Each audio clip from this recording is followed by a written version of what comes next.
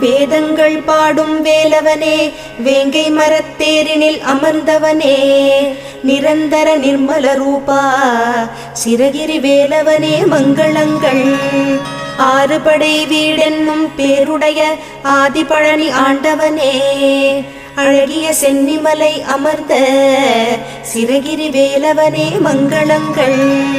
தவமேனி உன்னழகை சலிப்பின்றி தியானிப்போர் பொய்யின்றி மெய்ந்துணர சிரகிரி வேலவனே மங்களங்கள்.